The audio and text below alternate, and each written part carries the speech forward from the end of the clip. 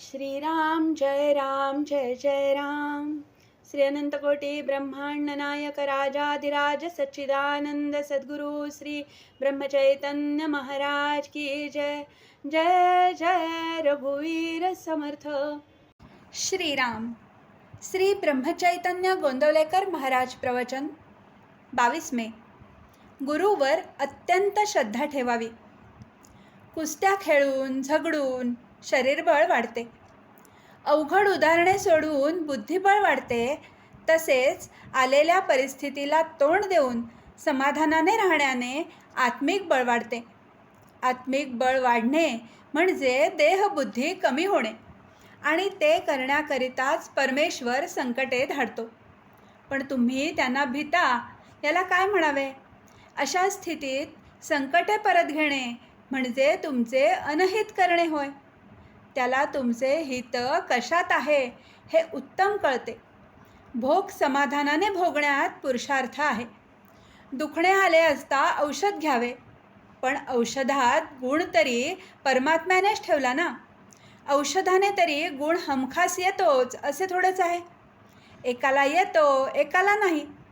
ज्याचे ज्यात हित होणे असेल तसे तो परमात्मा करतो हे लक्षात ठेवावे. तुम्ही एकच करावे, परमात्म्याला शरण जाऊन हा भोग भोगण्याची मला ताकद दे, समाधान भंगू देऊ नकोस, तुझे सतत स्मरण व्हावे असे मागावे. दुखणे भोगायचे आहे तर ते समाधानाने का नाही भोगू? प्रारब्धाचे तुमच्या डोक्यावरचे ओझे कर्ज तेवढ्या प्रमाणात कमी नाही का होणार? दुखणे आले असता त्याची उपेक्षाच करावी म्हणजे आपोआप ते कमी होईल.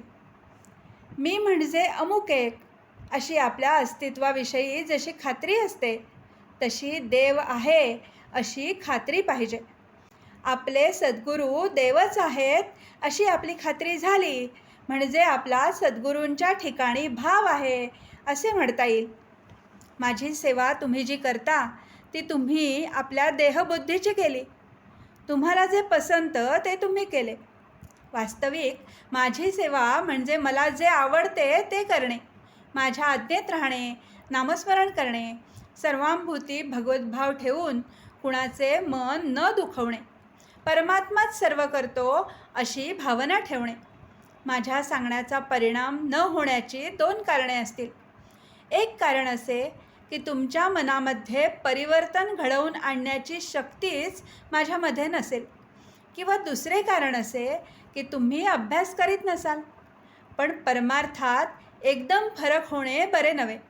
समजा एखाद्याला आज 105 डिग्री ताप आहे आणि उद्या तो एकदम 95 डिग्री झाला तर ते बरे नाही. तसेच मनुष्य आज रागीट आणि उद्या एकदम शांत झाला तर तेही बरे नव्हे.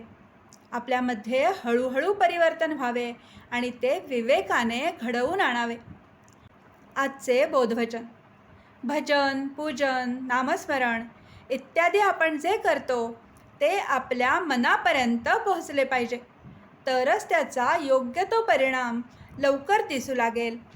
जानकी जीवन स्मरण. जय जय राम.